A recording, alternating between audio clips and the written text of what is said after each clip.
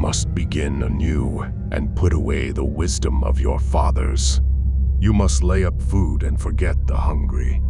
When your house is built, your storeroom filled, then look around for a neighbor who you can take advantage of and seize all he has.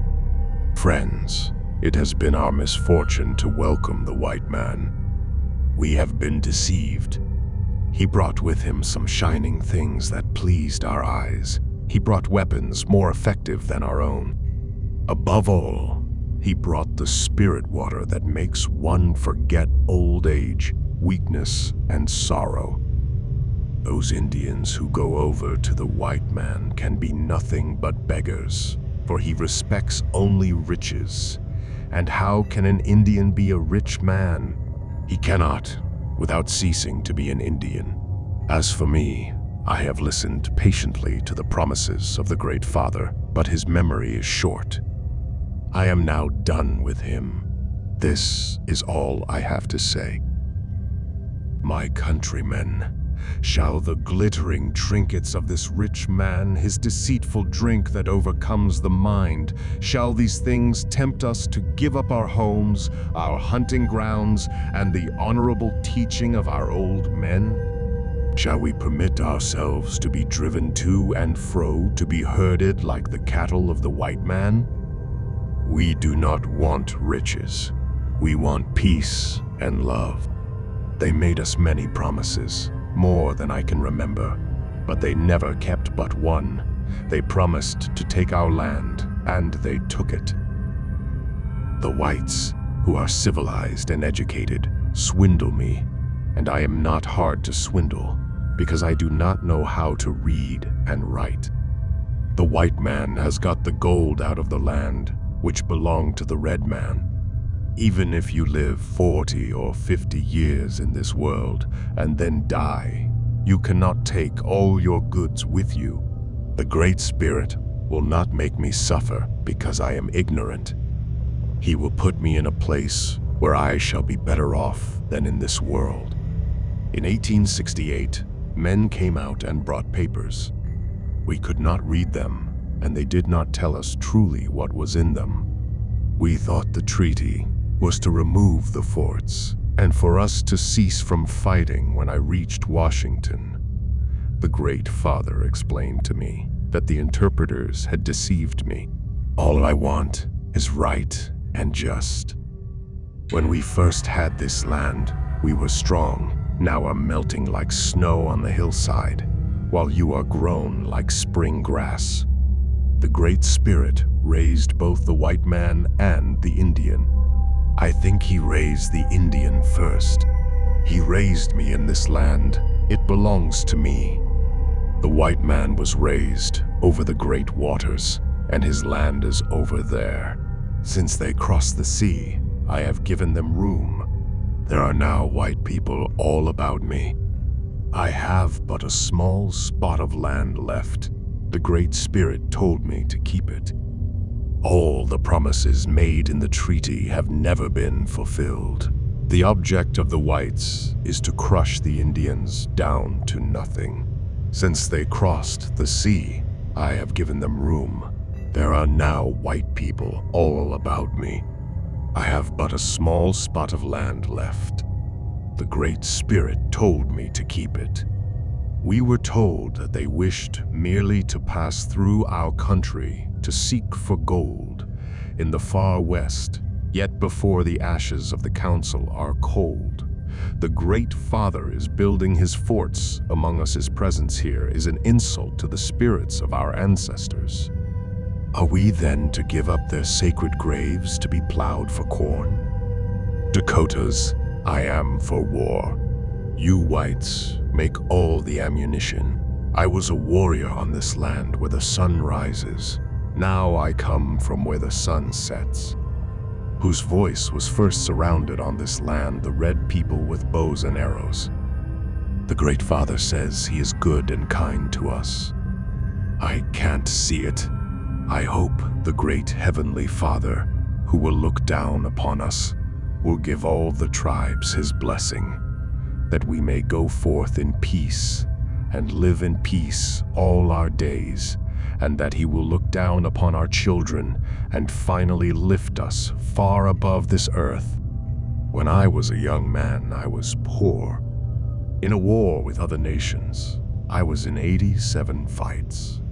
There, I received my name and was made chief of my nation. But now I am old and am for peace. I am poor and naked, but I am the chief of the nation. We do not want riches, but we want to train our children right. Riches will do us no good. We could not take them with us to the other world. We do not want riches. We want peace and love. I have come a long distance to my great father's house. See if I have left any blood in his land when I go. When the white man comes in my country, he leaves a trail of blood behind him. The whites are the same everywhere. I see them every day. You, who eat 3 times a day and see your children well and happy around you, cannot understand what a starving Indian feels. We were faint with hunger and maddened by despair. We held our dying children and felt their little bodies tremble as their soul went out and left only a dead weight in our hands.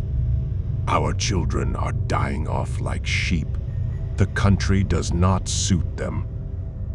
I was born a Lakota, and I shall die a Lakota. Before the white man came to our country, the Lakotas were a free people. They made their own laws and governed themselves as it seemed good to them.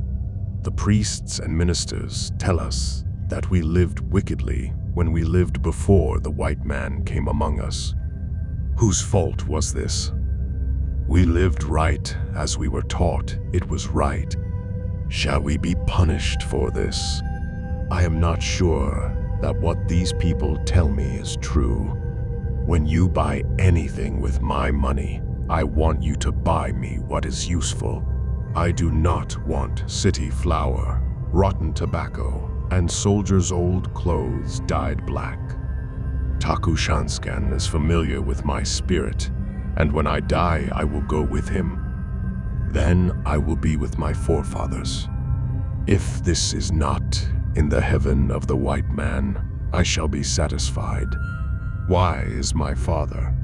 The Wakan Tanka of the white man has overcome him, but I shall remain true to him. Shadows are long and dark before me.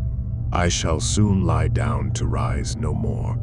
While my spirit is with my body, the smoke of my breath shall be towards the sun, for he knows all things and knows that I am still true to him. As a child, I was taught the Taku Wakan, supernatural powers, were powerful and could do strange things. This was taught me by the wise men and the shamans. They taught me that I could gain their favor by being kind to my people and brave before my enemies, by telling the truth and living straight, by fighting for my people and their hunting grounds. When the white men came, we gave them lands and did not wish to hurt them.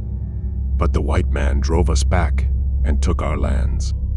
Then the Great Father made us many promises, but they are not kept. He promised to give us large presents, and when they came to us, they were small. They seemed to be lost on the way. I do not allow my nation or any white man to bring a drop of liquor into my country. If he does, that is the last of him and his liquor. I was born at the forks of the Platte, and I was told that the land belonged to me from north, south, east, and west. Look at me. I am poor and naked. I do not want war with my government, whose voice was first sounded on this land, the voice of the red people who had but bows and arrows. What has been done in my country, I did not want, did not ask for it. White people going through my country.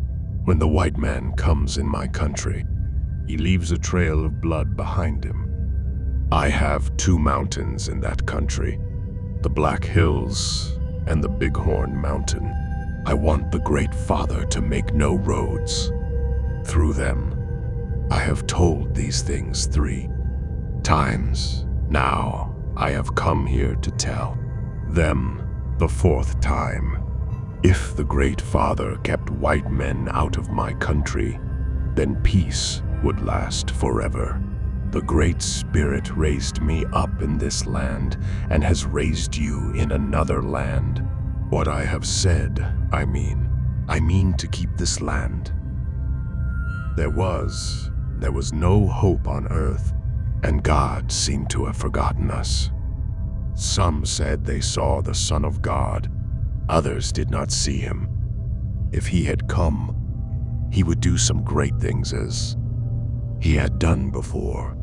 We doubted it, because we had seen neither him nor his works.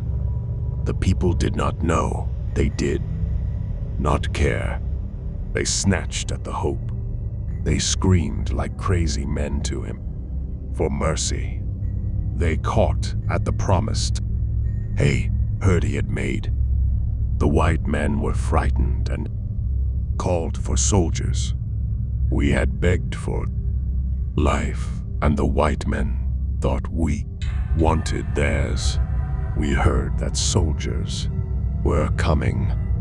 We did not fear. We hoped that we could tell them our troubles and get help. A white man said the soldiers meant to kill us. We did not believe it, but some were frightened and ran away to the Badlands. The white man has got the gold out of the land, which belonged to the red man. The whites are the same everywhere. I see them every day. The Great Spirit will not make me suffer because I am ignorant. He will put me in a place where I shall be better off than in this world. You whites make all the ammunition. Even if you live 40 or 50 years in this world and then die, you cannot take all your goods with you. The whites, who are educated and civilized, swindle me, and I am not hard to swindle because I do not know how to read and write. When I was a young man, I was poor. In a war with other nations, I was in 87 fights. There, I received my name and was made chief of my nation. But now I am old and am for peace. They made us many promises, more than I can remember, but they never kept but one. They promised to take our land, and they took it. I am poor and naked, but I am the chief of the nation. We do not want riches, but we do want to train our children right. Riches would do us no good. We could not take them with us to the other world. We do not want riches. We want peace and love. We do not want riches. We want peace and love.